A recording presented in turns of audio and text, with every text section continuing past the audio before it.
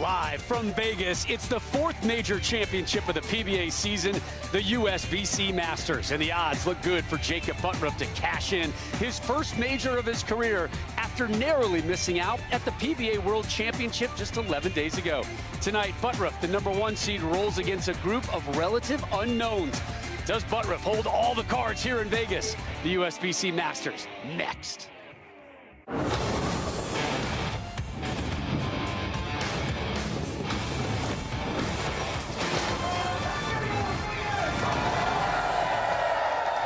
House in Vegas tonight for the fourth major of the PBA season. Welcome to the USBC Masters, and for a majority of our field, we say welcome to the bright lights of television. The Irishman, Sloane, Canadian Mitch, Hupé, Tennessee native Mykel, Holliman, all making their TV debuts, and none in our field of five have ever won a major. That fact will change in about 2 hours. Glad you're with us tonight. Rob Stone, the Hall of Famer, Randy Peterson with you. 3 storylines tonight. Number 1, 60% of our field has never bowled on television. Number 2, a week from tonight, live here on FS1, we kick off our months-long coverage of the Pba Playoffs. 4 in our field have a chance to move above the cut line tonight. Third storyline, your #1 seed, Jakob Butturff, who's in the middle of his best ever season. Yeah, we interviewed him last night, and that's what he told us. His best season ever on the PBA Tour. Captured title #5 earlier this season when he took down Jesper Svensson using both reactive and urethane bowling balls. Finished second to Jason Belmonte at the World Championships. Come on! And this guy's been on fire. He's looking to throw his hat in the ring for Player of the Year consideration. In order to do that, he has to win his first major today. One thing I do know, Rob, his last 7 televised finals, dating back to 2017, he hasn't finished worse than second. Amazing, and he fended off so many opponents yesterday through qualifying, doing it with a bad back. He went to social media, because that's what the kids do these days. They let you know about their ailments. And he was wandering the casino around 6 a.m. just trying to get his back loose. That was yesterday for the latest on your #1 seed and how that back is doing. Here's Kimberly with Jakob. Thanks, Rob. So, Jakob, we just saw the tweets you made about the injury you had to your back. Why don't you give us an update on how it's feeling? It's not as bad as yesterday, but I'm still in a little bit of pain, but it's not going to stop me from bowling the style match today. You think it's going to affect you today? It might a little bit, but at the same time, I still got to go and put my fighting shoes on and give it the best I got. All right, thank you so much, and we will see you in the final match. Guys, we're going to send it back to you. All right, Kimberly, thank you as we take a look at the format for the USBC Masters, and it's a unique one, Randy. Yeah, it really is. 450 started this tournament with 15 games of qualifying, and then the field was cut to 63 plus the defending champ, Andrew Anderson. They would head into a double elimination match play, 3-game total pinfall matches. If you lose your first match at the Masters, you end up in bowling purgatory down into the loser's bracket. You're there forever trying to make your way to the telecast. You don't want to be in bowling purgatory. No. No, thank you. How about our oil today, my friend? At 39 feet, this was designed by Nick Hoagland and the USBC. 39 feet in length. You can see how offset the left versus the right side is. But both lefties and righties are going to play the lanes fairly similar. They're going to play the extreme outside part of the lane, and you're going to see a lot of urethane go down the lane. How would you describe the oil pattern for this one? I think it's a little tricky, and the scores weren't all that great. We had 300 games, but keep in mind, we have 450 players. You ready for this one? I am. I think we should be asking these guys. Mitch, Chris, are you guys ready for this one? I don't recognize either one of these guys. Right. Trust me, I had my first introductions with both yesterday. Up first, the Canadian, 5-time and current Team Canada member, Mitch Hupé.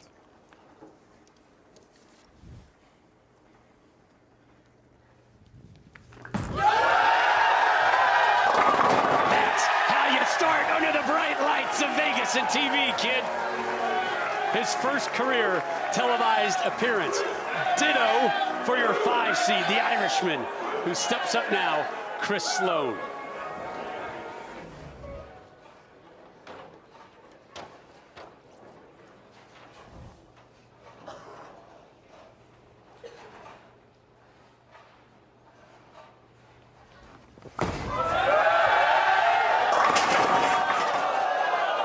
Well left of target. Yeah, well up the target, crosses over, just leaving the 6-pin. Chris, a two-handed, no-thumb specialist. We know another guy that uses that same type of technique, don't we? Another look at that technique.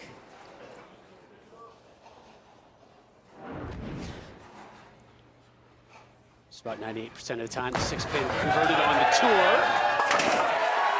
Carolina Blue drops that one into the pit. A little party atmosphere here in Vegas tonight, Randy, as we take a look at our stepladder bracket. The winner to take on Jake Peters, Jakey boy. Mykel Holliman is your 2 seed. Jakob Butturff trying to win that elusive first major title as your number 1 seed.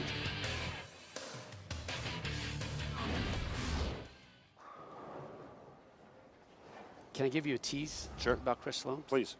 You know who's in attendance tonight watching him bowl? No, who?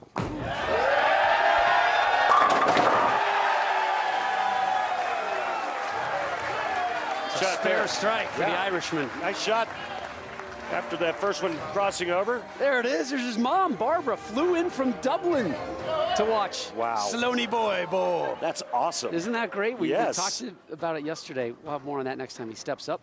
Back to Hupé, who struck in the first, looking for a second.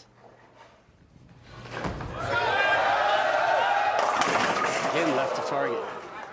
Yeah, both players going high on that right lane. And one thing to watch in this match, we were watching Hupé warm up prior to coming on the air, and he fouled several times in practice. Left himself the 3-6, picked up 90% of the time on the tour.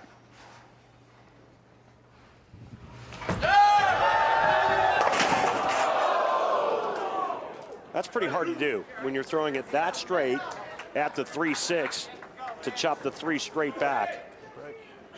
Major implications for 4 of tonight's 5 finalists as far as the PBA playoffs are concerned. This is the last event to get above the cut line. Hupé and Sloan, they both must get to the title match. Sloan has to win it. Same with Holliman, Peters, Hupé. If they get to the championship match, that will give them enough points to leapfrog those ahead of them to get themselves to Portland, Maine. Portland, Maine with a strong presence tonight. We're on that in a second. A strike there for Hupé, who, when he's not bowling, is the lead singer for the Bare Naked Ladies.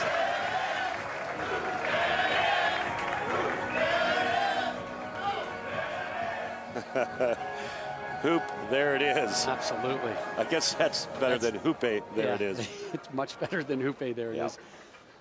There you see Chris Sloan's path to get here. Took out Corey Husted, the son of Dave Husted, Hall of Famer Dave Husted.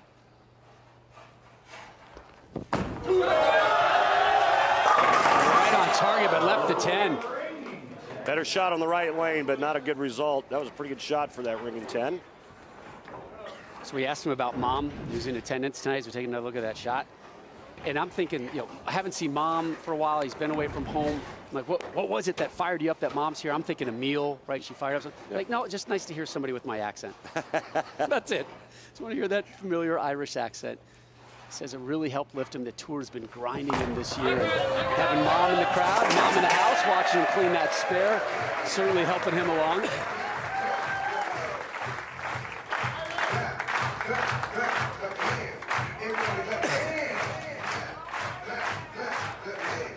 Well, we talked a little bit about his style and how similar it is to Jason Belmonte's. He said, you know, I've been watching him all season long and just trying to somehow figure out what I'm missing. He said, you know, I changed my grip a little bit. Then he blew his hand out, went back to the old grip. And back-to-back ringing 10s. So that happens to you, and you're on the lights of television. What's going through the brain, particularly when this is your first time? Well, so he's got a lot of games under his belt, obviously, to get to this point. And so you kind of have a blueprint of what has to happen. First and foremost is scoring pace. You know, you kind of have it cemented in your brain that the scoring pace isn't all that high. And if I can just stay in the pocket, I've got a good chance of winning the game. I don't need to throw 6, 7, 8 strikes in a row.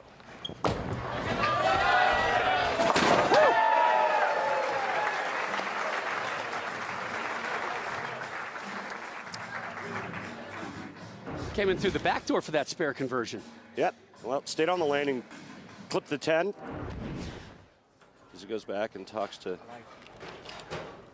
his tour reps.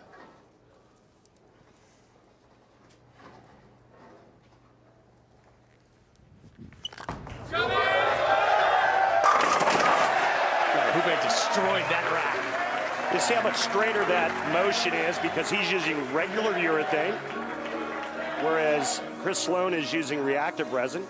So you see more of a snap with reactive resin, but a very dull finish to this bowling ball, and that's just to get it to read the lane. Remember, 39 feet, but there is heavy volume on this oil pattern. Pair of strikes after that open frame for Hupé. He begins the 5th, down 1. You see how he qualified here, took down some big-time talent. Yeah, especially late with Dom Barrett and Rhino Page.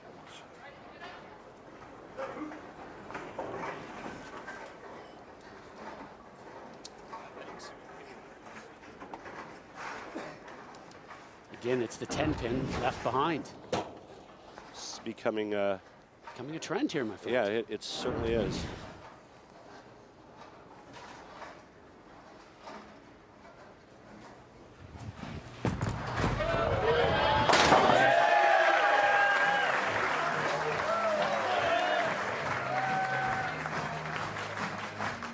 Did you see the breaking news today, Randy?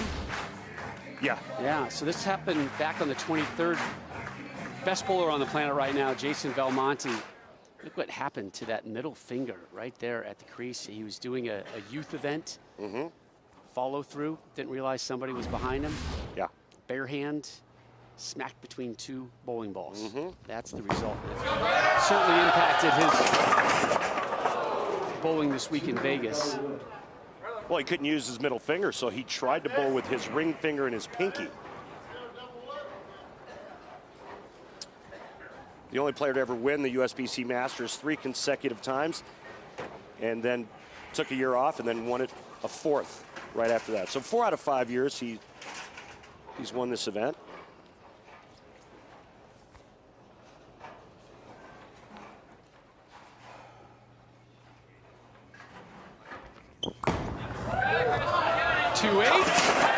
Get down.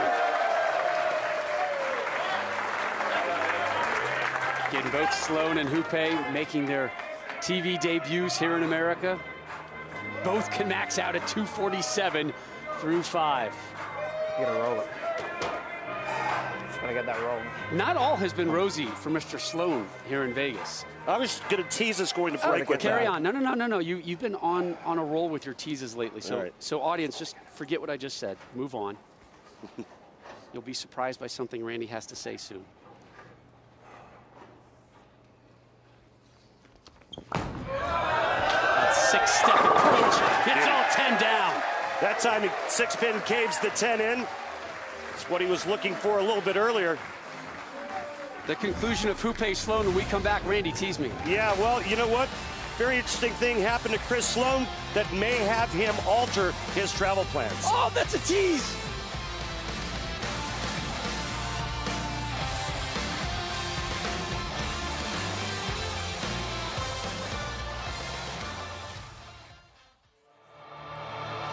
PBA on FS1 is sponsored by Go Bowling. For promotional offers, tips to improve your game, news, or to locate a bowling center near you, log on to gobowling.com. And by the United States Bowling Congress, creating competitive opportunities at all levels. As we build a future for the sport, visit bowl.com to learn more. Time now for our Flow Bowling Tournament highlights. Unique format here at the Masters. We picked things up in the losers bracket, Randy. Dom Barrett, our good friend, finished in 8th. Lost to Mitch Hupé, 692, 654. Also in the elimination bracket, Anthony Simonson, who now goes by the name of The Lumberjack. The Lumberjack. What a season he's having. Finished in 7th place, fell to Kenny Ryan, though, by 30 pins. So that left Jake Peters, Mitch Hupé, Chris Sloan, and Kenny Ryan in the 4-man eliminator match. Sounds like something that's going to be at WrestleMania next week. 4 guys battling for 3 spots on the show tonight. Eventually, though, it came down to Ryan and Sloan. Yeah, and Ryan got off to a great start in the last game. He was down 66 pins to Sloan. He throws the first 7 to start the final game, but a couple of late open frames ultimately helped Chris Sloan grab the 5th and final spot. The Irishman making his TV debut tonight. So Kenny Ryan was the odd man out in the eliminator match. Again, the top 3 advanced to our finals. Take a look at some of our other finishers. Rhino Page continuing a successful season, coming in 9th. Did you see who finished 16th, my friend? I did. Here's our guy, PJ Haggerty. Nice, very nice week for PJ. And look at that guy right underneath him. Stormin' Norman continues to get it done. The ageless one. Wait, does he have a birthday this week? Is it this week? I think so. I'll have to look at my invite to the party again. It's coming up. Wait, you got an invitation? Uh-oh. Oops.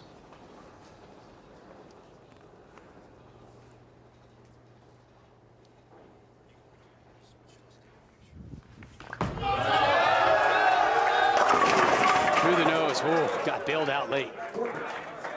Just left the 4-pin.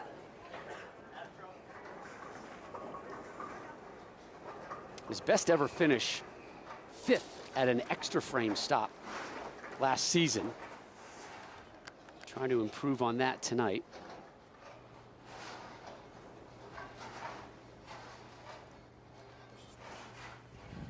Swings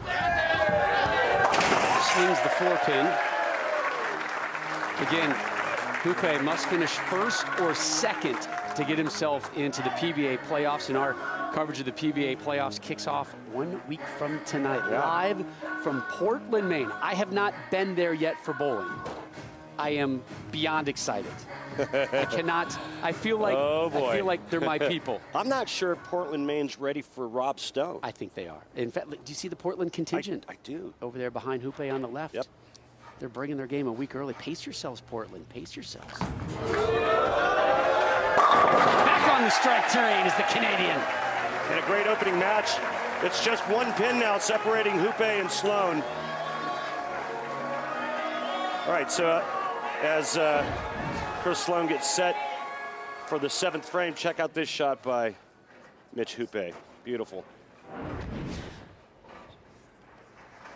So, Rob, do you want to hear my... I would love to hear the story about this young Irishman, the 25-year-old from Dublin. So he's on the strip a couple of nights ago, and his passport gets pickpocketed. No bueno. There's a double. Luckily, there is There's an Irish consulate. What do here. you think Mom has to say about that? I wonder. Say it with your best Irish accent what Mrs. Sloan would say to her boy, having found out he lost his passport. Oh, laddie, laddie. Almost kidding when he said those commercial breaks take some time. So there's an Irish consulate here in Las Vegas, right. And he's going to go and get a new passport. Because he was looking forward to heading home. Yeah. You know, the PBA Tour has been a real grind this season, Right. a bit of a break in the action. And now he's locked and loaded in Vegas for a few more days, sounds like. Worst places to be, my friend. Well, you know, if he runs the ladder today, wins it all. He's going to be in Portland He's on next to week. Portland. It's only been done once in the history of the Masters. Running the ladder 1 time. 3 strikes in a row for Sloan. You know who that player was that ran the ladder? Man, Tom was not kidding when he said those breaks can feel Jason a little Belmonte. on my legs. Whew, that first When in one I doubt, just guess Belmo, right? I should have known. All right, Hupé. Lead singer for Loverboy in his spare time. What a match. I have a great story about Mitch Hupé. Let's hear it. Well, so he went to Wichita State from 2014 to 2017. Shocker, no pun intended. Mm-hmm. Right? Well, guess who he lived with for 3 months? Justin? Justin Romick, my old tour roommate and the winner of the 1994 U.S. Open. You know what he had to say about Mitch? Not a big fan of his laundry skills. Beauty there. One pin match again. He follows up Sloan's three-bagger with one of his own. Did he just? Yep, 3 in a row. 3 in a row for Hupé, who's going to go do a Rush-esque drum solo in a moment. I'm getting all my Canadian music references out of the way early. Speaking of music, you know, one of my favorite artists, U2, one of the greatest exports ever from Ireland. So you go to Sloane and you're like, hey, U2, right? He looked at me, he's like, nah, not his jam. If you're from Ireland, you have to love Guinness and U2, and that's it. And then they just stamp your passport. Yeah, welcome back, welcome home. Makes sense. Maybe that's what he needs to do at the consulate tomorrow. Yeah. He really needed to strike here. Sure did. And now he is in jeopardy of losing the opening match to Mitch Hupé. Not to mention the fact that he's looking at the 3-6-10, which is a little nauseating at times.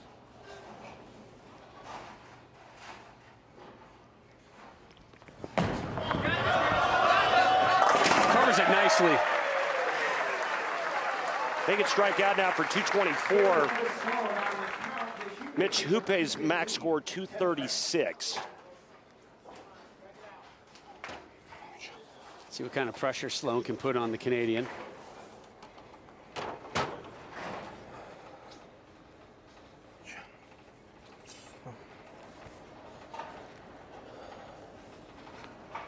Most two-handers usually go with that 5-step approach. He likes the 6.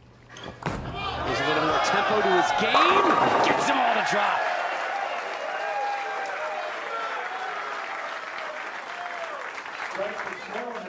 We have a possibility of a tie as well if Sloan can strike out. He was telling us yesterday about the buzzword in his game, patience. And if I had it earlier, I would have progressed a lot quicker. He seems to have acquired the patience, but you heard him a little bit earlier talking about how long those TV commercial breaks are and how they impact you, particularly that first time when you're bowling in front of the lights of television.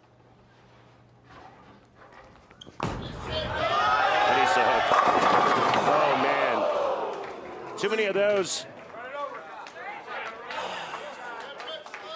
This game for Chris Sloan, another violent ringing 10. He left one in the third, one in the fourth, and then that big one right there. So now, if he converts, Mitch Hupé needs 9 spare strike to win by 1.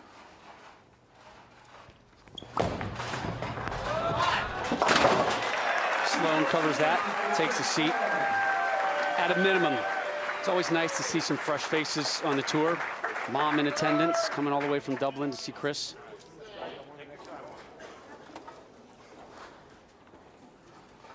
Hupé, 9 spare strike to win. Must get to the title match to get to the PBA playoffs. We have the possibility of a tie now. It looked like he kind of grabbed that one at the bottom, hit up on it, and the ball just hit the lane like it hit gravel. It just basically stopped in its own tracks, went right through the nose. Now, he has to convert the 3-6, a spare which he chopped in the second frame, and then he must strike on the fill, and we will go to extra frames.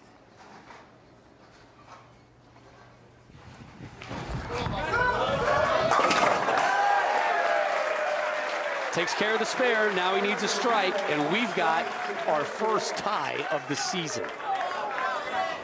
Hard to believe it's taken this long. We've had everything else. Hey, are you going to tease our special guest when we go to break? Because we've got one coming up in the next game. I'm going to let you do the teasing. You've really grown in that role. Really? Yeah. But I like when you help me out there. Do All you? right, must strike for Mitch Hupé. Anything less than a strike, and Sloan moves on. We have a tie. All right, tied at 214s. This is great. What a great match. This is awesome. 4 versus 5 and a tie. Bonus bowling on FS1 live from Vegas.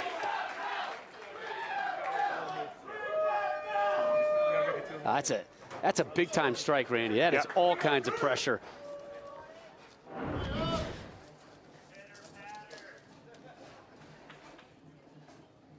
There's a look at your roll-off rules. Ladies and gentlemen, by USBC and PBA rule, this match must be decided by a one-ball sudden death roll-off. Mitch Hupé is the higher seed and will have choice of starting lane and order. Each player will bowl one shot on the same lane. If the tie remains, they'll alternate lanes back and forth in the same order until the tie is broken. Mitch, you're going to start on the left lane. Ladies and gentlemen, Mitch Hupé is elected to start the roll-off on the left lane. Good luck, gentlemen.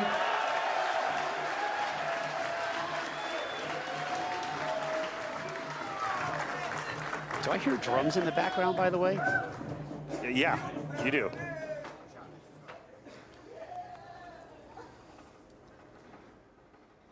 He struck every shot but one on this left lane. That was in the 5th frame. All right, Chris Sloan now with a strike will move on.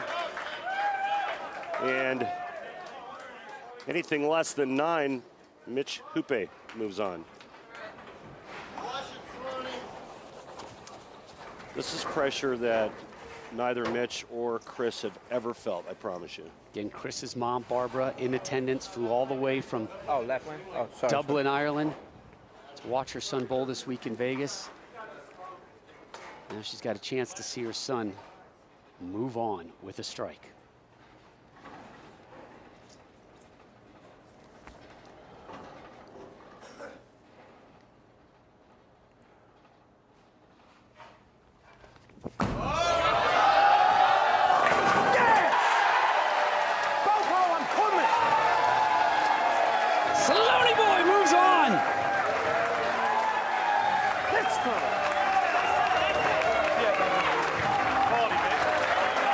Takes a lot of guts, takes a lot of talent. He stepped up and put the good touch on that one. Coming in light, carrying that light mixer.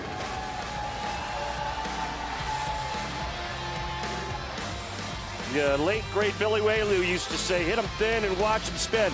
You know, we're coming back for our next match. We've got a special guest, pound for pound, the strongest ball on tour.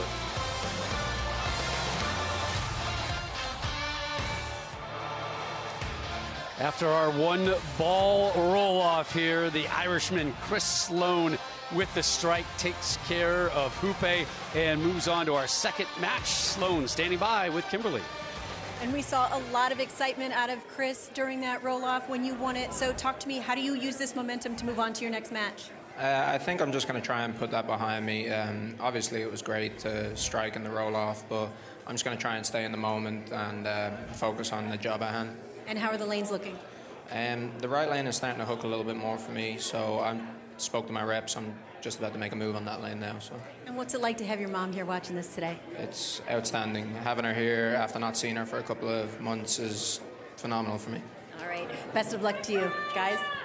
All right, Kimberly, thank you. Again, if he can get himself a win, he is off to Portland, Maine next week for the PBA Playoffs. Again, 4 of our 5 competitors coming into the night had a chance to get themselves above the cut line to get to maybe the best environment for bowling in our country right now, Portland, Maine. Without question, it's the most electrifying atmosphere because of the people. Charlie Mitchell and his staff have done a wonderful job. The center's been renovated, redone. It's absolutely. I don't know if it makes sense, but it's so intimate yet so wild at the same time. Do you think Charlie rented that, or is that actually in he his owns, closet? Oh, he owns that. That's there. Oh, yeah. Cannot wait to get there. Again, I've never been to Portland, Maine for bowling. I've heard wonderful things about it. We've got some next-level talent that's going to be there. How about Kyle Troop, who's on our first show a week from tonight, 7 Eastern here on FS1 April 15th. We've got 4 more matches coming away. The big, nasty West Malott taking on another Wichita State guy, Josh Blanchard. You see the top 8 all got seeds into the round of 16. Yeah. Biggest names in the sport. Sean Rash, magical season he's having. And Jason Belmonte will be there. Hopefully that finger will have healed in time. And EJ Tackett's our friend. Yeah? He'll be there. Yes, he will. You know where else he's going to be? I do. He's going to be in our booth. He is. Next. Yeah, he's joining us for the next game. We ready for that? Yeah. All right. Absolutely. The Masters continues from Las Vegas with our second matchup coming your way here on FS1. And we remind you the PBA Playoffs, our coverage begins Monday, April 8th. That's 1 week from tonight, 7 Eastern here on FS1. It's also streaming on the Fox Sports app. We are with you for the PBA Playoffs through the month of April and May. 29-year-old Jake Peters looks to join the playoff scene next Monday in Portland, Maine, but he must make our championship match to earn his ticket. Peters, Sloan, next.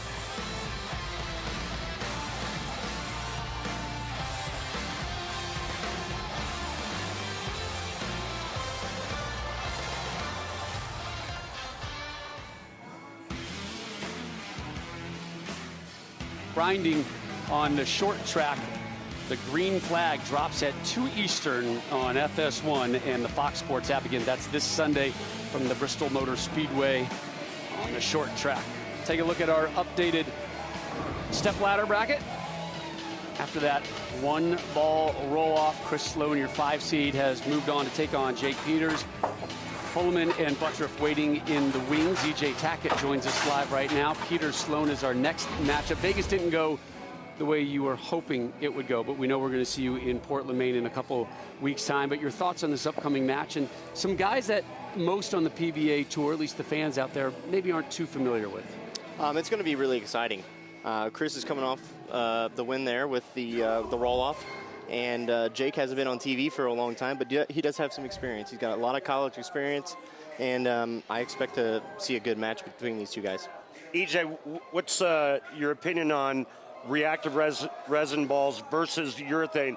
And I was told by an insider that one of the things that Jake Peters did all week long was he used super heavy surface on his bowling balls to purposely ruin the front part of the lane and create havoc for his opponents.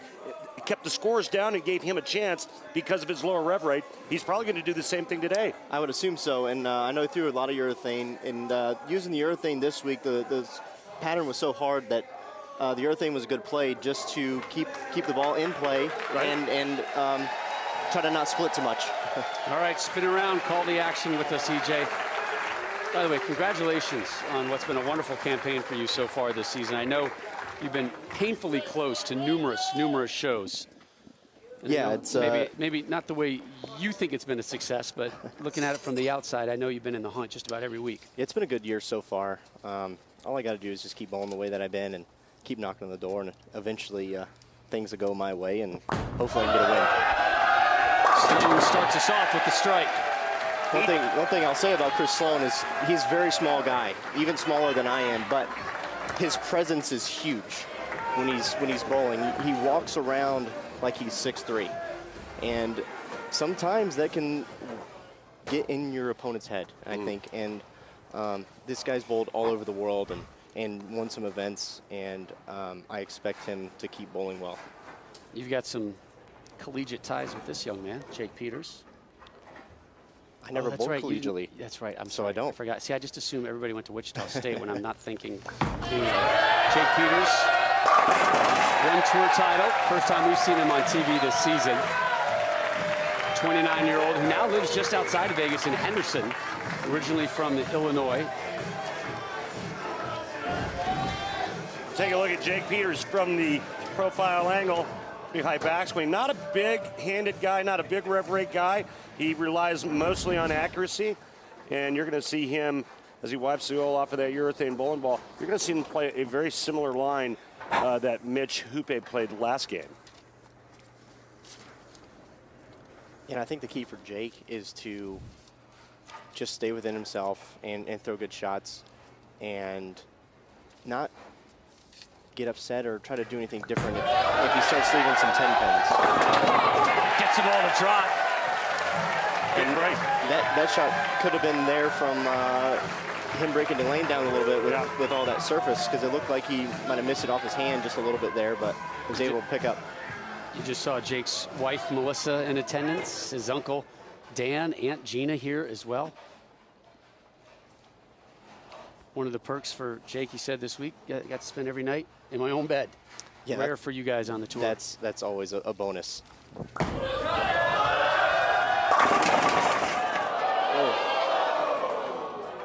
thing Chris did say in between matches here is he was talking to Kimberly, and they said that the right lane was hooking a little bit more than the left. And that was very apparent all week, where one lane was a little bit different than the other. And there was a lot of pairs in here that were, each lane was way different than the other lane. And I think it just comes from topography that this building has. You think that's why Jake Peters chose to finish on the left lane? It very well could be.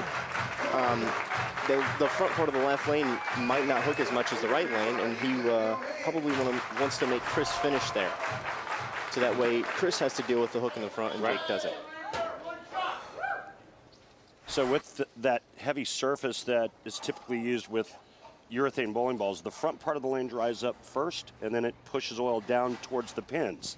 Correct, which forces you farther left, but then you're throwing more angle into the oil that's down lane. Strong start for Sloan through 3. I don't think I have an issue with using my speed to get it through that as well. What you think? Instead of making the move, what's your thoughts? Those are your two options. Likes the left lane, and I think most of the players tonight are going to say the same thing about that left lane. Again, Sloan talking to his tour rep over there. That was Tim Mack on the left and Steve Jacobs on the right.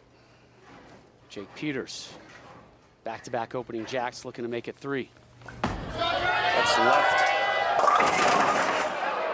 Still almost got the 10. Nice break, just leaving the 10. And even though Jake, I feel like, has a lot of experience, this is only his second TV appearance. Yeah, exactly. How much of that shot, EJ, do you think is residue from the shot before where he went real light on the left lane? It could be a little bit. Just it's like the autocorrect. Right. Even though, they think the right lane hooks more, it's that little bit of autocorrect that just hit up on a little bit, make sure you don't do that again. Jake takes care of that one. He's got a birthday coming up April 6th, which is going to lead to a certain trip, Kimberly. It sure is. This is a fun story, guys. So back in December, Jake's wife, Melissa, planned a surprise trip to Hawaii for his 30th birthday, which she mentions is on April 6th. But after she realized the Masters final will be held on a Monday and not on the usual Sunday airtime, she was forced to tell him about the trip. And as a precaution, Jake said, book the flight out on a Tuesday just in case I make the show. And good thing he did that and he had the hindsight, because today he's in the finals and going for his first ever major championship. And by the way, she's the bowler of the family. An All-American at Wichita State, Melissa. Mixed doubles, they must crush it here in Henderson and Vegas. I don't want to bowl that team. I know, right? I'll take Natalie against just about anybody, but that would be a tough team to go up against. How about Jake Peters being the oldest player on the telecast today? At 29 years old. Yeah. Just a few days shy of 30. Whether you believe it or not, I've actually had that happen.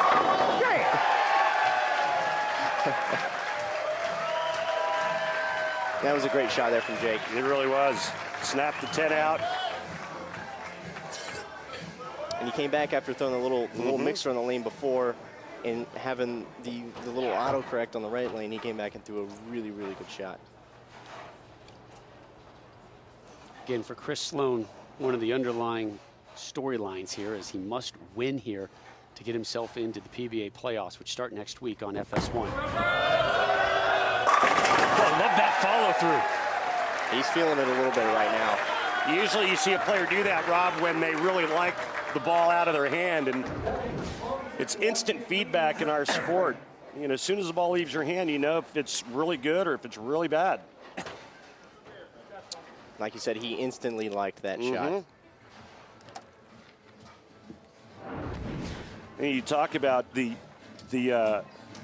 possibility of him getting to Portland, Maine, but having to climb the ladder to do that, which would be his first ever title. The last time a player won a major for his first title was Andrew Anderson, last year's Masters. Yeah, and it's possible we could see that again today. And we're going to see a first-time major titleist. So it's going to be a great day for somebody. Oh, that messenger slid in the back door, couldn't knock it down. So, look, the outside bowling folks are going to say it's a major. We should be seeing the quote-unquote best of the PBA, yet it's essentially one guy we know and 4 no-names. Right. Why is the Masters so different, and it seems to open the door for some of these other pros? It has a lot to do with the format. Just because you can bowl a good set, you can come out and bowl 750 the best you can, and somebody might bowl 760. In the match right next to you, somebody might win with 580. So there's a lot of luck that goes into it. Obviously, you have to be very, very skilled to get to this point in the tournament, but you need some breaks along the way. And it's all about when you bowl somebody, maybe on a certain pair with topography like here. There's a lot of things that go into what goes on to make this show. You're listening to EJ Tackett. Do you like this format? Yes and no. Okay. Yes, Yes, when you do well on it. Exactly. I've had some good years. Last year I bowled really bad, didn't make the cut. Had a bad last day this year, didn't make the cut again. That's a pretty good break, by the way. I have a question. I have a question for you, Jay. With all that you've said about the format in this event, how impressive is it that Jason Belmonte won it 4 out of 5 years? It's hard to put into words into that, because this is the easiest, hardest tournament to win, just because of the format. Because you could have a road that's easy, but you could also have a road where everybody bowls 720 against you. We've seen it before where guys come in and bowl 750, 750, and they're going home. Yeah. And one guy bowled 620, 620, and he's in the winner's bracket still. So wrong guy at the wrong time in the wrong pair, and you're done. So it literally is the easiest and hardest tournament to win, I think.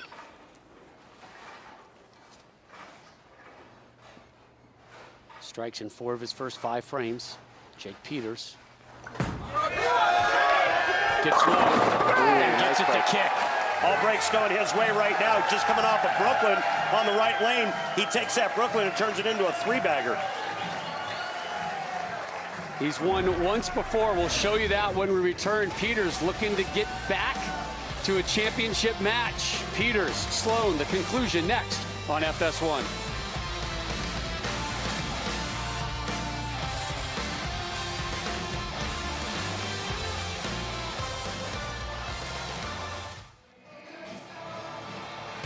Uh-oh. You know who's here tonight? I do. Mrs. Hambone and the Hambonettes. Yeah, they're there. They've been properly served enough sugar. They all made their signs, and they're happy to be on TV. Chandler, Ciara, Carson, Camden. Yeah. That's a handsome family, Mr. Stone. That's a lot of kids, man. That's a lot of kids in Vegas on spring break taking in bowling. Here's your Columbia 300 fun fact. There were 450 entrants in this year's USBC Masters. My kids were not part of that 4. The record number of entries for this event, though, came in 98. 625 bowlers competed at the National Bowling Stadium in Reno. 625? A lot of bodies. Seems like a lot of humans. Got to have a lot of room for bowling balls. Jeez, oh, I can't imagine the amount of bowling balls that were at that tournament. That is insane. 625. Wow. We're down to our final 4 here, keeping you up with that March Madness theme. And Chris Sloan, your 5 seed, taking on Jake Peters, your 3 seed. Sloan down 20, working on a spare. It's his 4th strike of the match. That's a great shot out of break. He mentioned earlier how long the breaks were, because this is his first time on a TV show like this. And those shots out of break are sometimes the hardest ones, because you've been sitting there for a few minutes. You had to ponder about what's going on in the lanes, and then to get up and throw a good shot like that is fantastic. Pretty good hand at the bottom of the swing there. Oh, absolutely. So now Sloan slides over to the left lane. He's gone strike, 9 spare on the left. Blows that rack up. Well, he's dialed in now.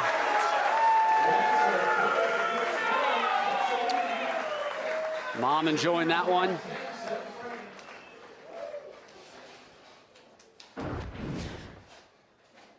I think Chris enjoyed that one. Yeah, 100%. But he takes a seat. Jake Peters, though, up 10. His effort here in the 7th, working on 3 straight.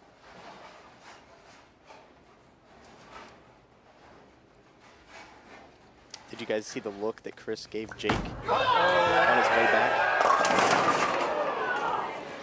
Part of that intimidation project, you're saying, how he plays bigger than he looks? Absolutely. It doesn't have anything to do with the Brooklyn trip 4? Back-to-back? Probably has a little bit to do with it as well. Yep. But Chris is in that state. You know, he's just letting Jake know that he's not going anywhere right now. And he's Irish. I mean, what's the one thing you never want to do with an Irishman? Get in a fight? Exactly. There's a couple other things I probably don't want to do with an Irishman either. Go, baby! Nice cover. That's not an easy spare. No. Anytime, let alone being on TV. Yep. Back in 2013, it was the PBA Badger Open in Wisconsin. Jake, in his first TV appearance, took care of the 1 seed, Josh Blanchard. Take a look at Josh's pants, by the way, in the background. Those are sharp. I like those. Yeah, 245, 212. Those are those pajamas or their pants? Oh, no, those are pants. Yeah. Plaid. I think they're plaid, aren't they? Jake's only PBA Tour title to date. That was on a real long pattern, too. 52 feet. Yeah. He only averaged a mere 255 to take that title. Oh, yeah, Messenger did a cartwheel to knock it down. Momentum back to the Peters camp. Watch the 9-pin. Ball goes right by it.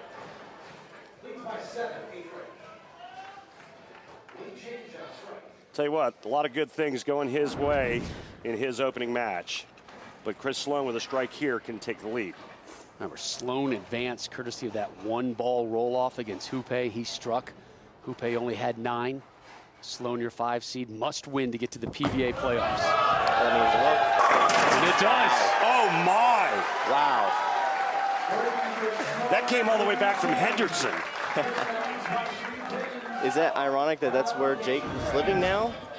Yeah, I'm glad somebody kind of... Why he said it, EJ. Come on, man. Play along with us. Oh, it's good stuff.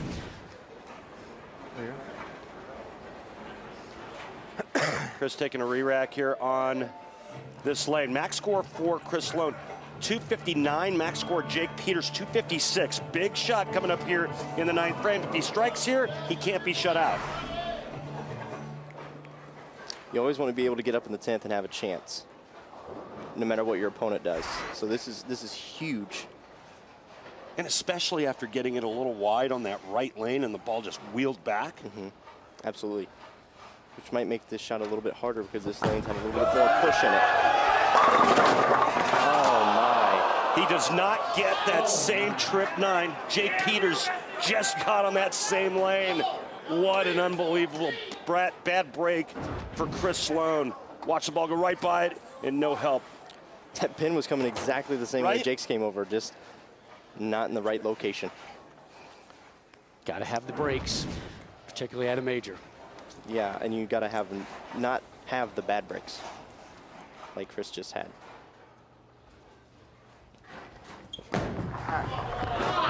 Six strikes and now 3-9 spares for the Irishman. Jake Peters, strike in the 9th. First ball strike in the 10th. He will move on. There's Jake's arsenal. There's the purple hammer urethane. EJ, how much surface do you think is on that ball? I'm pretty sure he probably started with like a 500 or 1,000 pad.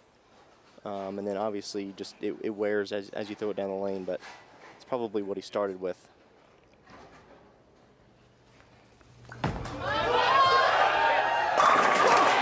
He liked that as soon as he let go of it. The early fist bump. Right? You saw it? By the arrows. That was like real early fist pump. Wow. And he calls for a re-rack as well. We don't see that very often. Watch this. Ball barely gets out of his hand. Fist bumping already. Yeah. Oh, confidence. That ball wasn't halfway down the lane. He's been playing with motivation all week, guys. Last year, he had to withdraw from this event due to the passing of his grandmother. He said it was a driving force this week. I needed to do well this week for Grandma Pete. And that is her name, Grandma Pete. Which doesn't sound like it should be the name for a grandma. Should be a grandpa, but Grandma Pete. Right now, upstairs, cheering on Jakey boy. One tour title. Strike here, and he moves on. Target. Well, he needs to throw a double just to keep his TV average up. Oh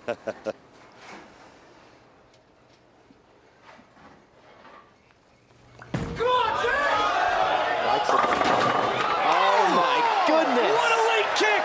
He moves on! When it's your day, It's your day. Well, it's certainly his game. The Brooklyn strike, the trip 4, and now it's the trip 9, and then the trip 4-9. I don't know who took down the 9. You see in the background, Sloan is just shaking his head. there's not much you can do at that point. It's all over but the shouting. That's what my dad used to say to me.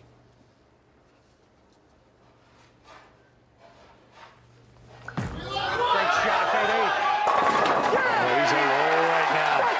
Oh, my goodness. Still averaging 250 on TV. A little ham bone here at a major. Peters rolls on. EJ Tackett, thanks for joining us. Look forward to seeing you in the coming weeks in Portland, Maine with the PBA playoffs. You're one of the seeded gents who've got to buy. EJ, thanks, man. Thank you for having me. Thanks, See you EJ. soon, bud. Match number 3 on the way. Jake Peters rolls on in Vegas.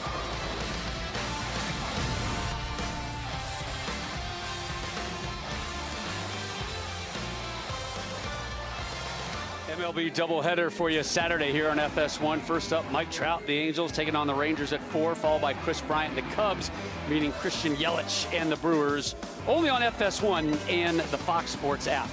Time now for this week's Ebonite Flashback. We go back 30 years, Randy. The '89 Masters event held in Wichita. Mike Albee struck in 7 of his first 9 frames and then survived a nervous moment in the 10th. Well, I mean, I would have been nervous just based on the guy he was bowling against. Who's that? Some guy named Edwards? There he is, Mike Edwards. Mike, I love looking at these pictures. I love looking at these old pictures of you, buddy. So the story is Albee, but for Randy and I, the story is Mike, who has been. What are you? You're a statistician. You're our scorekeeper. He's like, there he is. There's a live shot of Mike. He's right over. He literally holds my hand through every bowling telecast. He's like, Rob, this is what this means. This is what happened. Can we get another look at the hair? Mike, can we bring that hair back? He had some great hair back then. My goodness. Yeah. Sam's the lucky lady, isn't she? Mike does not want any part of this. I'm sorry, I didn't give him a vote. I'll tell you what he's really great at, too, is all the intel that we get. Goodness. He's not just just writing numbers down. I don't know what we would do without him. I know, right? I honestly don't know what we would do without him. All right, here we go. Here's our semifinal match, 2 versus 3. That's Jake Peters. Took care of Chris Sloan by 29, had 9 strikes, including 4 straight starting in the 8th. Gives himself a little pep talk. Our Portland fans in the background, stylish, enjoying the night. Again, Peters must get to the title game to get to the PBA playoffs next week in Portland, Maine. When in doubt, walk out. And boy, he got some great breaks in our second match. How about the pin action for Peters? Yeah, well, 5th frame, Brooklyn followed up with a trip 4 in the 6th, and then trip 4-9 in the 10th.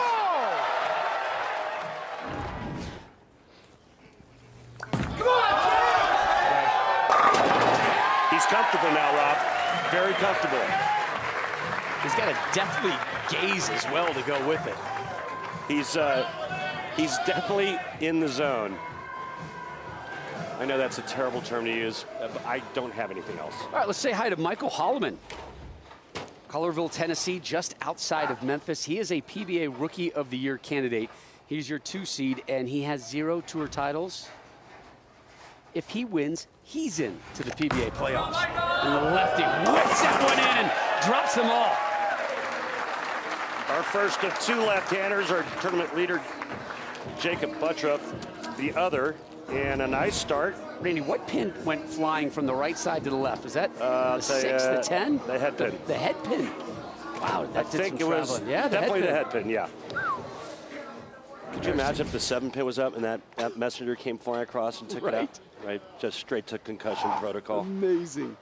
The guys on the tour these days just bowl with so much force. It's a power game. Joined the PBA event this year. His first event was the doubles event in Oklahoma. Oh, what a fortunate messenger delivery. Yeah. So the left-hander's equivalent to the 4-9 would be the 6-8. Watch the 6 get rolled late. Right there. Take that 6-pin. Both players using the same bowling ball. That purple hammer, urethane. 96% of the time, this 8-pin is dropped.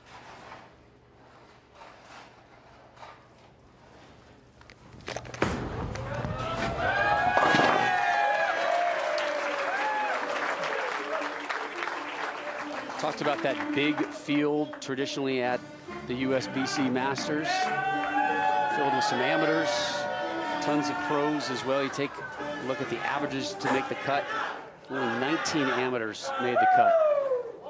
See some of the names of our biggest names on tour that didn't make the cut. And again, a unique format here.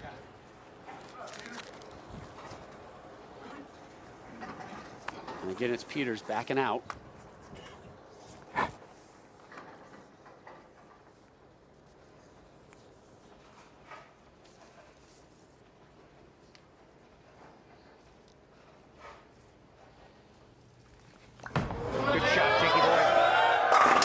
Just like the last match, he opens up with back-to-back jacks.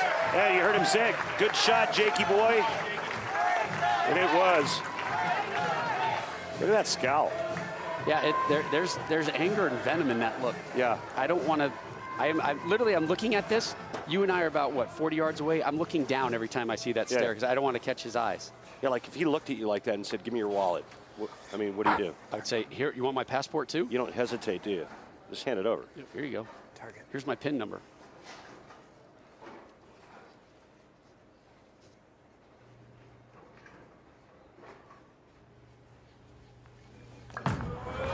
That's got a hook. Yeah, I got it a little right and got it into that soft 10 zone. You could see that red line was a little bit right of his last shot on the left lane. Right around 5.5, 6 board. And result is the quitter 10.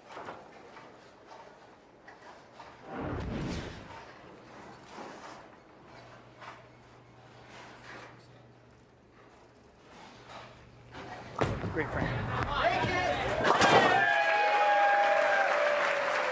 It's locked in. He's feeling really good about himself and what he's doing, and he's making some pretty good shots. He's gotten some nice breaks, and he's got a real good idea of what the oil pattern's giving him. And there, once again, you see Mykel Holliman's arsenal, purple hammer urethane. We mentioned he joined the PBA Tour just this year. We said, well, why? He said, I've been talking to my EBI reps. He said it was always a dream to go on tour. Everything this year seemed to be within driving distance of his home just outside Memphis. So he said, let's do it. Yep. And he's doing it right now. Well, he got real close making a telecast in Detroit about a week and a half ago, Rob. Finished 5th at the Cheetah Championship.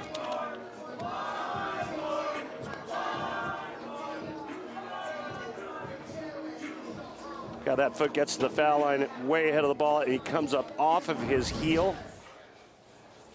He's not getting cheated at the release point, that's for sure. We asked him what he did before he went pro. Bowled a lot of amateur events. Your first line, big action player, brackets. Yeah. But bowling has been his job for years. Now it's his job on the PBA Tour. And the lefty. He's got some work to do here. 247. Both misses coming on the left lane for Mykel Holliman, the lane he chose to finish on.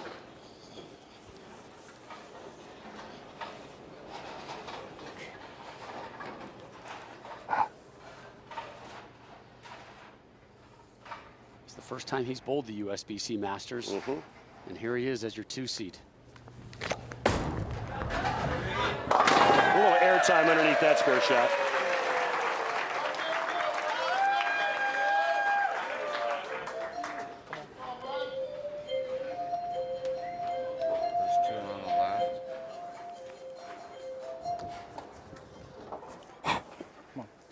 Again, Jake Peters must get to our title match to get himself into the PBA playoffs, which begins next Monday night live on FS1. Pretty good, Jakey boy. Jakey boy liked it.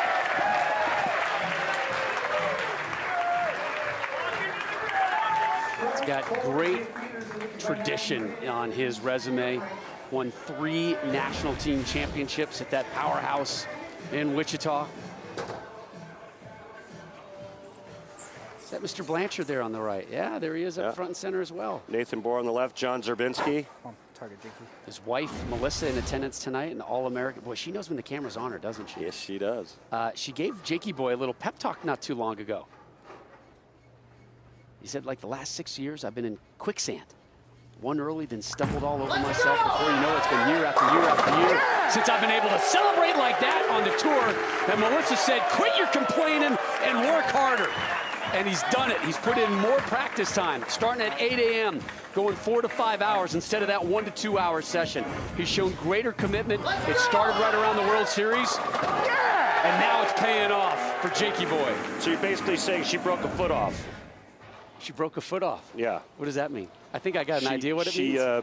She got after him. Yeah. Yeah. But what does the foot have to do with it? It's usually placed in a certain area to inspire people. Inspire. Yep. All right. Well, a good wife will do that. Holliman. Oh, again. Some late drops make this a very makeable conversion. It was looking ugly for a moment.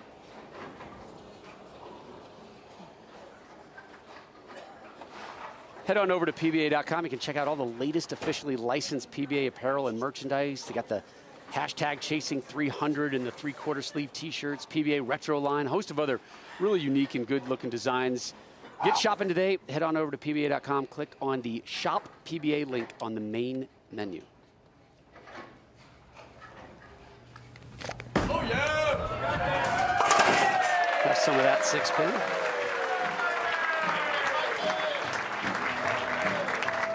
Very kind, mild-mannered, Southern gentleman was Holliman. Yeah, he's a nice kid. Very respectful. Yeah, absolutely. He was a pleasure to talk with yesterday when we interviewed him. He didn't think the success was going to quite come this quickly either. No. He didn't start until we were in Oklahoma City, Shawnee. And that's when he picked the tour up. Drop that one in and hammer them all in the pit. Mykel Holliman in a good one with Jake Peters right now. The winner to take on your 1 seed, Jakob Butturff, for the USBC Masters title.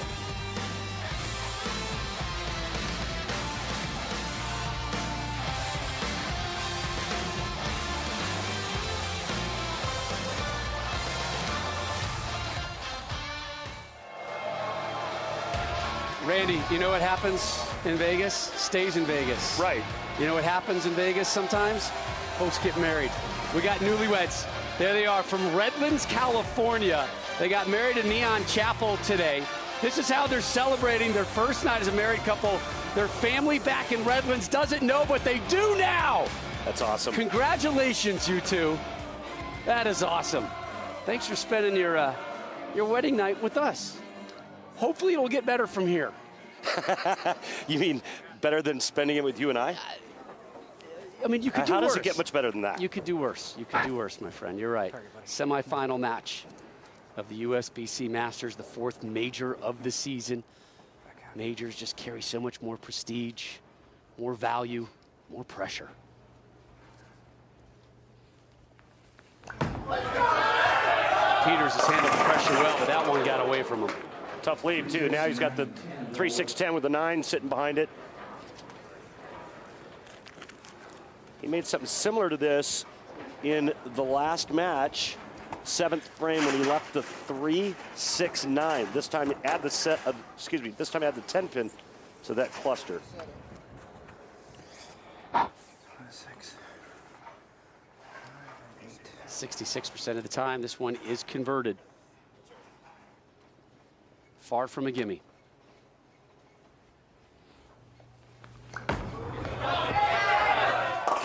Oh boy. Yep. Easy to do. Takes the 3 and the 9 straight back, and it's an opening for Holliman. Now this is going to be your hammer tough spare replay. And it's not always the spares that you make on the hammer tough spare replay. It's the ones that you miss that sometimes really can come back to bite you.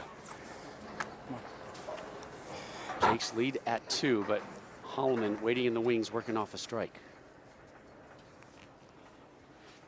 Let's see what Jake has to say to himself.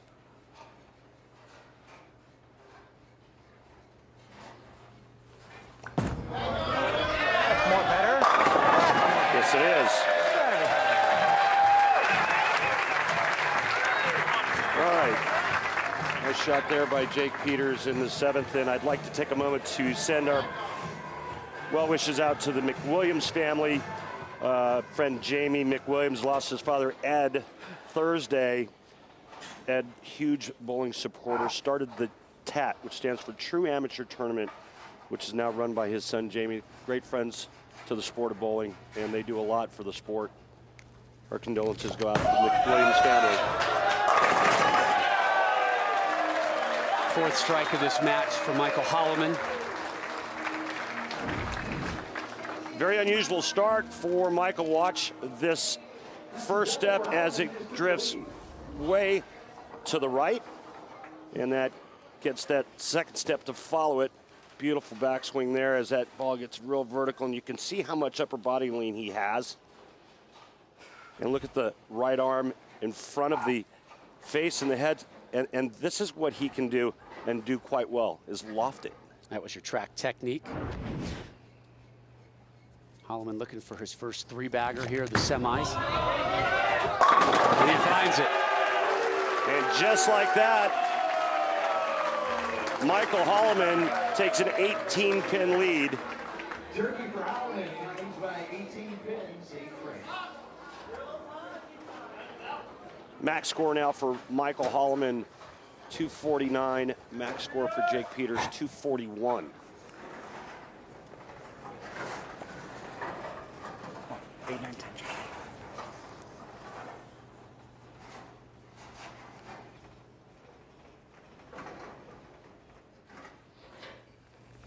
Good shot, JP. Good shot, buddy.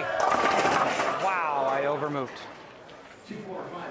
Well, he liked it as soon as it left his hand, Rob, and you heard him say it was too big of an adjustment. So as he's moving, and he's going to move to the left with his feet and his target. Good shot, JP. Good shot, buddy. Wow, I overmoved. And the reason why is he's trying to get away from the dry part of the front part of the lane, move into some fresh oil. He just moved too far. Another tough lead. Remember last time on this lane, he left at 3.69.10. Converts that one. That was borderline mandatory. He's in trouble now. Back scored out 221. Mykel Holliman with a strike in the 9th will be in the high 220s.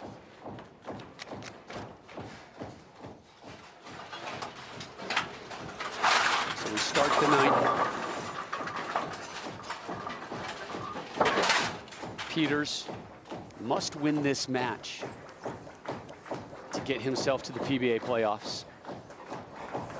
Holliman must win the title match to get to the PBA playoffs, which starts next week in Portland, Maine. And one person very interested in the outcome of this tournament, Darrin Tang. He's on the bubble right now at 24. Last man in, Darrin Tang. Oh, man. 10-pin denies Peters. Holliman just needs to keep it on the lane, get good count and mark in the 9th and 10th frame. He's going to bowl for the title. Really good shot here by Jake Peters. Wow, got off to such a great start too in this match where he went double, 9 spare double. Missed a tough spare, struck in the 7th, came back with the bucket conversion in the 8th. Now he's going to need some help. Great frame.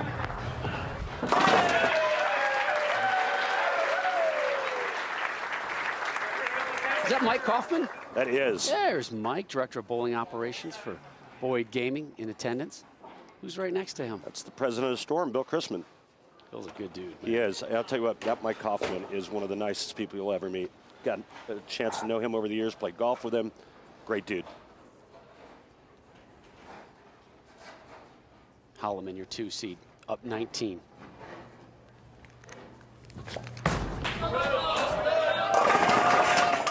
It's okay. 9 spare works.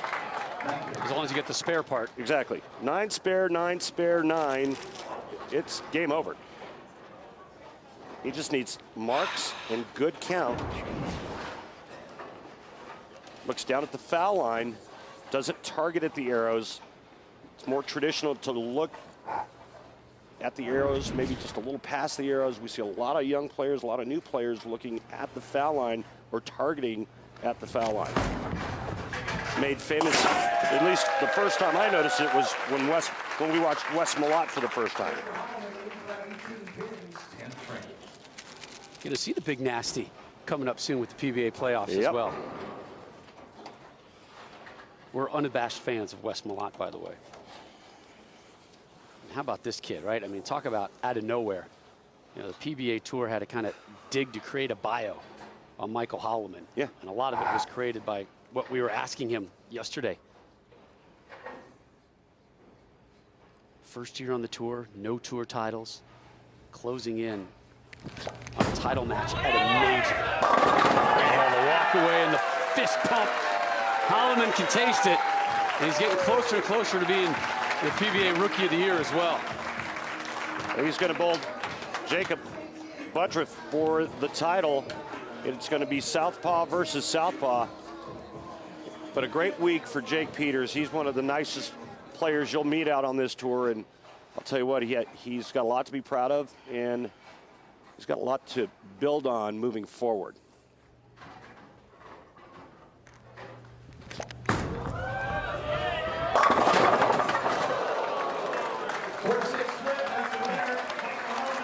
Yeah, that's the time to unload that. Oh, yeah. Right? Absolutely.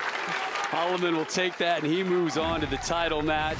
Waiting for him, though, your #1 seed, Jakob Butturff. 5 tour titles, one of them this season, but he's still hunting that elusive first major.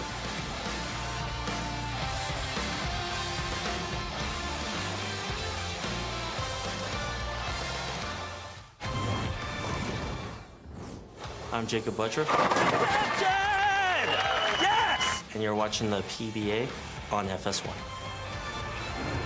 Jakob, your 1 seed is up next. He's going to take on Mykel Holliman, who is 18 better than Jake Peters, who has 1 versus 2 for your Masters title. And in this week's Go Bowling with Randy segment, we asked Randall for his favorite Masters moment. Randy? Rob, it has to be when Belmonte won his 3rd straight, and it was kind of a fun show to do. He got into it with Weber. Weber didn't like the fact that Jason was putting his chamois on top of Weber's bowling ball. So Weber barked at him. Jason immediately said, "Yep, sorry, mate," and then went on to beat him, and then took out tournament leader A.J. Johnson for his 3rd Masters in a row. It's never been done before, and it's never been done since.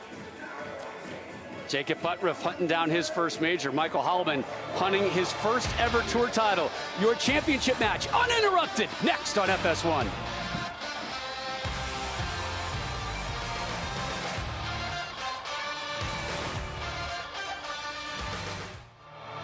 PBA on FS1 is sponsored by Go Bowling. For promotional offers, tips to improve your game, news, or to locate a bowling center near you, log on to gobowling.com. And by the United States Bowling Congress, creating competitive opportunities at all levels. As we build a future for the sport, visit bowl.com to learn more.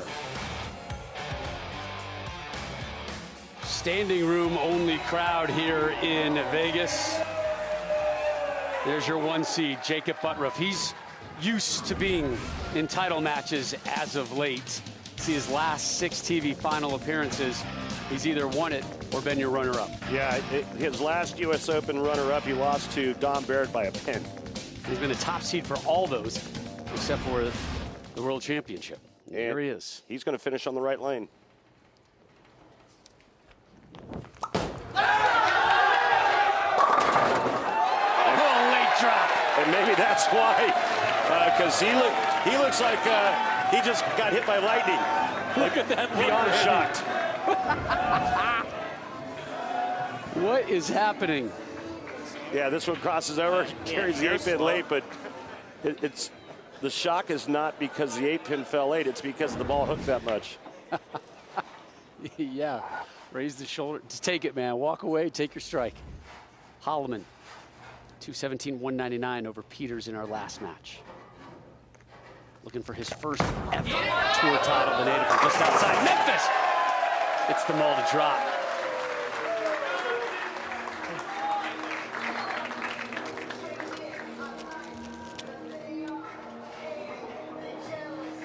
He's got himself a nice little game, man. He does.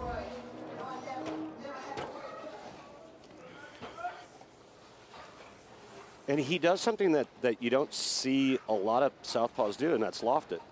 I think the last time I saw a lefty lofting, it was probably Rhino Page.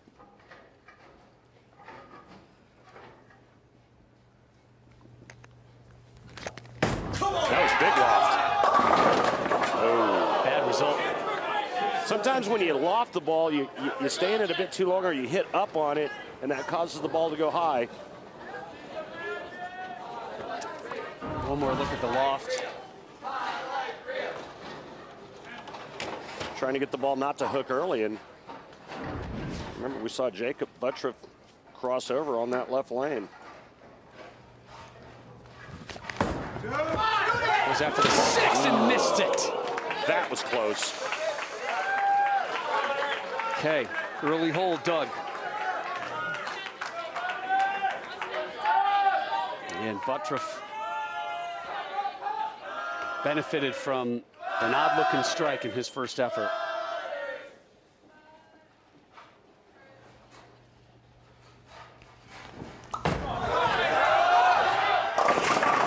The more conventional strike.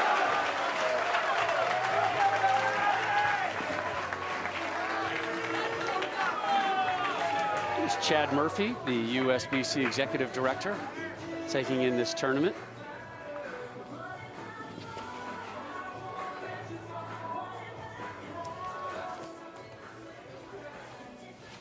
Look at all those dignitaries on that front row. Tom Clark, commissioner of the PBA there as well. How about the gang of misfits there in the back? Our friends from Portland. Gang of misfits? I mean that as a compliment. Yeah, I know. 3 in a row to start this title match for your 1 seed, Jakob Butturff. A win here for him tightens that Player of the Year race and makes that U.S. Open very interesting. And these guys are just getting warmed up for next week in Portland, Maine.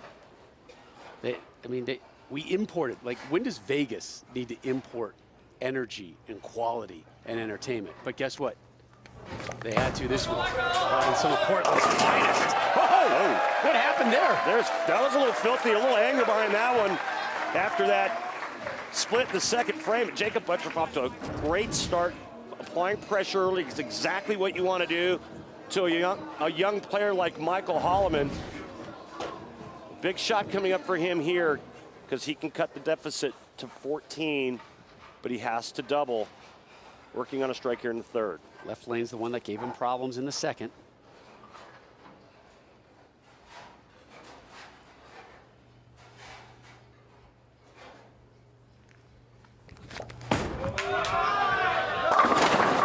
Almost the same thing it looked like for a second.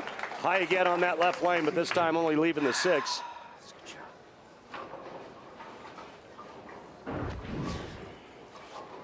So the front part of the lane starting to hook because of the surface, or the amount of surface that Mykel has been using. Jakob right on top of that same spot with the same amount of surface, so the roughness of the texture of the bowling balls is just wearing this oil pattern out in the front part of the lane. Walk away takes care of that one. So strike open, strike 9 spare for Holliman. Here's your 1 seed, Butturff. Here's how he got to our title match. Beat some pretty good players.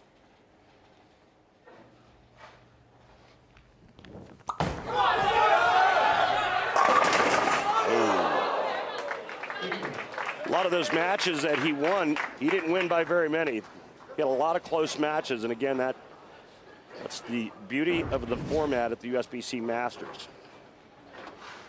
3-time member of Team USA. He's done it 3 straight years, 17, 18, and 19. Very interesting shot we just got there from Jakob Butturff's style as he continues to slide as he's releasing the bowling ball. That late curl to kick that one in. Something you don't typically see with a power player, Rob. I meant sliding and the ball arriving at the same time. It's such a unique approach. It really is. It's like a waddle, right? I mean, it makes me think of a penguin at times and the opening looks. And there's no way if you're a bowling coach out there, you're saying, hey, watch Jakob, and now he walks over. This is how you got to do it, right? You know, they said the same thing about Emiliano Monicelli when he first came out on tour. It's like, hey, you've got to change your game. You can't bowl that way. 21 titles later, Hall of Fame, credentials. And it's not just Jakob's approach to the foul line. Right. I mean, it's everything that goes beyond that as well, how he holds the ball, and the release is bizarro. He runs to the foul line. He rolls his wrist halfway around the other side of the ball. He slides as he's letting go of it.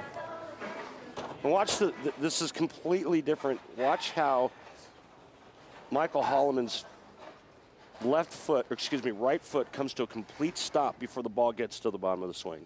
This will be his best ever finish on the PBA Tour. Again, this is his first year as a pro. A little loft, and all 10 in the pit. Right lane good, left lane not so much for Mykel Holliman. He needs to figure it out and figure it out now, because the last thing you want to do is let Jakob Butturff start striking and have no pressure put on him whatsoever. You got to give him something to think about. And it starts here on that left lane that has been so problematic for him so far here in our title match. Another look at your 1 seed, Butturff trying to win his 6th ever title and 1st major.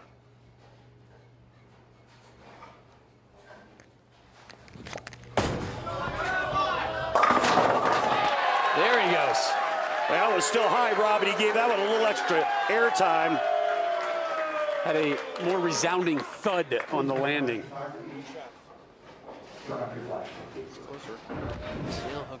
He goes over and talks to his tour rep, Sean Ryan, Rob Gottschall, and Mike Snellbaker are over there. There's Mike Snellbaker. Your 1 seed, Butturff, to max out at 279. Somebody did a double flip behind that. Just missed the 6. Well, that's a nice break for Mykel, because it kind of keeps him in the ball game. Now that he's working on a double, Jakob didn't double up there. Don't want to jinx anything here, but oh, you're gonna bring that up? Single pin spare conversions have been a problem for Jakob this season. Yeah, but only on the left side of the lane, like the 7 or the 4-7. I'm just saying, in my book, right? And you know better. I hear you. If you have problems, it doesn't matter where that pin is. You mentally have some issues. Sure, absolutely. I mean, the test is when he leaves a 7 pin. Right. And that'll tell us if indeed it's still in there or if he's moved past it. 3 times he's been the bridesmaid at a major, trying to win his 1st. Up 23. We start the 7th. He looks to me like he's ready to win his 1st major. I think so. Let's take a look at the strike track as we compare Butturff and Holliman in their approaches. Butturff, the red ball, Holliman, the black ball. Launch position, that's lay down at the foul line, and then you can see their arrow position at a board and a half difference and about a board difference at the break point. And there's their entry angle into the pins.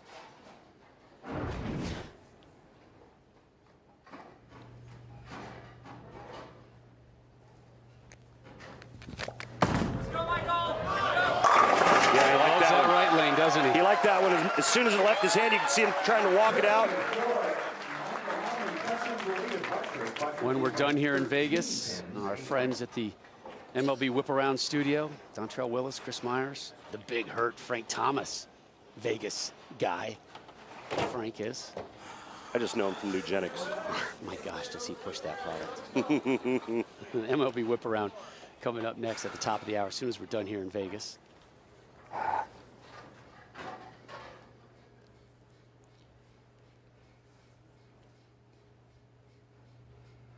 Cut the deficit to 3 with a strike here.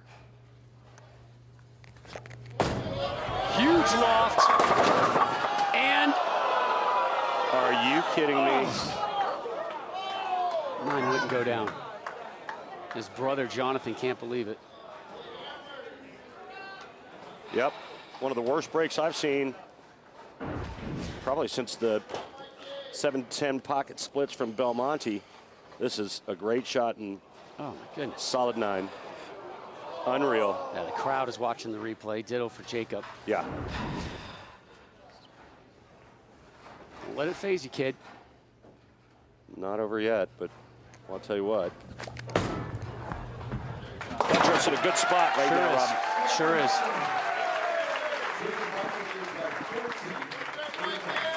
The money, the format, the prestige, the career-defining moments of major championships on the PBA Tour. This young man here looking to win his first. He's been so close. You talk about tour title wins, but you brag about majors. And again, a little trouble on the right lane for Jakob. What could have been if Holliman struck in the 8th. And again, it's Jakob ending on the right lane as well. Yeah. He's missed the pocket the last 2 shots on that right Yeah, lane. dropped a wow there as well. He's surprised by his struggles as he tries to take down the 3-9. Handled 90% of the time on the tour. We talked about his back issues. I mean, this guy almost had to pull out of the tournament. He said it's the most pain he's ever felt in his entire life. That was yesterday. And he bowled with it all week long. Told us he was walking around the casinos around 6 a.m. because he just couldn't lie down, couldn't get comfortable, just didn't want it to lock up, get tense on him. Said it hurts every shot he throws. He can max at 239. Gets that momentum back in his camp there. I like how poised he is right now. He's not getting all jacked. He still has a 10th frame to bowl. He's got a max score of 239. He should be comfortable here, Randy. This is his 4th televised appearance of the season. He's been in numerous title matches. Right. He's won 1 title. Came early in the season in Shawnee, Oklahoma. If anybody should be nervous, it's this kid, Mykel Holliman, Rookie of the Year candidate, down 14. Must strike. Big, big trouble. 2, 4, 7, and 8. The engraver has been notified. He's got to get the ball over into this area here. Throw the 4 into the 7 and make sure that he covers that back pin.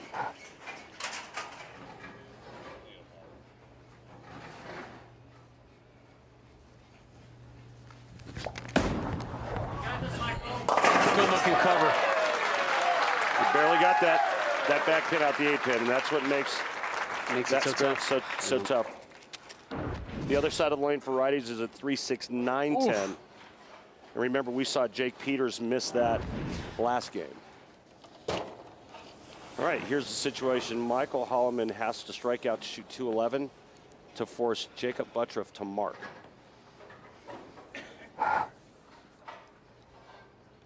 How big the 8th frame was for Mykel Holliman when he left that solid 9 on a 3-bagger.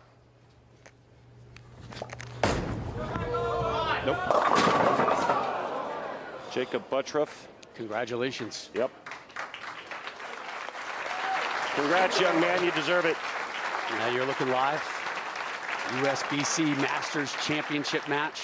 4th major of the season. MLB whip around coming by in just a matter of moments. Chris Dontrell, big hurt, waiting in the wings. Mykel Holliman, your 2 seed. Attaboy. Trying to end on a good note. Attaboy. But the story's going to be that man and his celebration in just moments. A lot to be proud of if you're Mykel Holliman, though. First year on the tour. Had no expectations to make a show this season, much less to major, much less as a 2 seed. And here he is, the native of Collierville, Tennessee, just outside of Memphis. Had a chance to win and get into the PBA playoffs next week in Portland. He's not going to do it. He's going to miss it just by a hair. And that's how you end. That's how you conclude. Send a message to the field. You're not going anywhere down the road. But step aside now, because it's this man's show.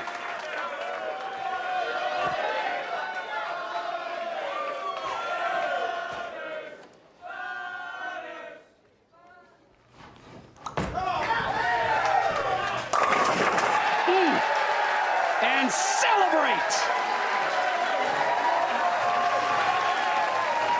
So close, so many times. And finally, a major heads to Jakob Butturff's camp. It was just a matter of time for Jakob Butturff. It's been so close. Back-to-back runner-up finishes at the U.S. Open. Oh, by the way, there's still a U.S. Open down the road, along with the PBA playoffs. Jakob Butturff has thrown his hat now for consideration. Into the Player of the Year race. Yes. Jason Belmonte has just been served notice.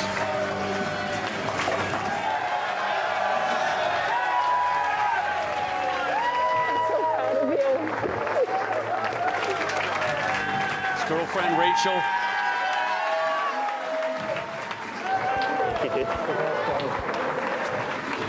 So close, so many times, but all the way today for Jakob in Vegas. Kimberly with the winner. All right, so Jakob, it's a lot of emotion I just saw out of you, but right now let's do this trophy presentation. Karl Killick from USBC, President, please do the honors. Jakob, on behalf of the USBC Board of Directors and our 1.3 million members, congratulations on being this year's Masters champion.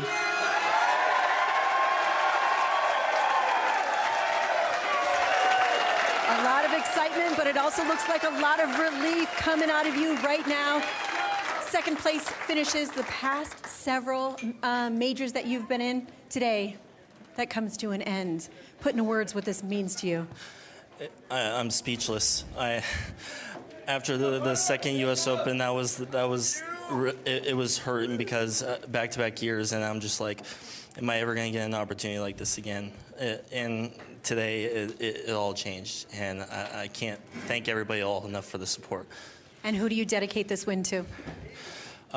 First off, I want to say thank you to Team Ebonite International, Rob, Snelly, and Sean. This whole week, and Josh Blanchard back home. He without him, the last couple of tournaments, I don't think I would have been able to finish it off.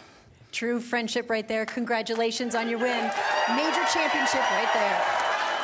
Tour title number 6, his first major, and that Player of the Year race just got a little bit tighter.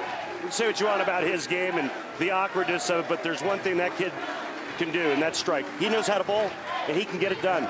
And now he's a major championship winner. And it is now playoff time. Coverage begins next Monday night, 7 Eastern here on FS1. And Darrin Tang survived in advance, kid. You were number 24, and nobody surpassed you today. 4 had a chance. You take a look at your round 1 matchups. Barnes versus Troop. Are you kidding me? 16 versus 17. Our good friend Dick Allen is going to be there as well. Great crowd in Vegas. As we remind you, MLB Whip Around from LA is next. Chris Myers, Dontrell Willis, the Big Hurt, Frank Thomas standing by to get you caught up on the day in baseball. But we say goodnight from Vegas as Jakob Butturff finally can call himself a major champion. Jakob Butturff with the win at the USBC Masters.